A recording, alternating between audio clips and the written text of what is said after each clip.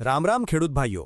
યાર્ડની ભીડમાં વેપારીની હરાજી સાંભળીને ગભરાતા નહીં। જો આજના પાક્કા આંકડા તમારા ખિસ્સામાં હશે ને તો યાર્ડમાં આખો વટ તમારો હશે। આજે 29 એપ્રિલ અને બુધવાર રાજકોટ બેડી યાર્ડમાં આજે લીંબુએ તો ઇતિહાસ રચી દીધો છે ભાઈઓ। આજે લીંબુનો ભાવ સીધો 4038 રૂપિયાના ઐતિહાસિક લેવલે પહોંચી ગયો છે અને શાકભાજીમાં ટમેટાએ પણ જોર પકડ્યું છે। ઊંચામાં 839 રૂપિયા સુધી સોદા થયા છે। સફેદ સોનાની વાત કરીએ તો કપાસ બીટી આજે 1787 રૂપિયાની મજબૂત સપાટીએ રમે છે, જ્યારે સારા ઘઉં ટુકડાનો ભાવ આજે 582 રૂપિયા બોલાયો છે। માલ રૂપાળો હોય તો છાતી ઠોકીને પૂરો ભાવ માગજો।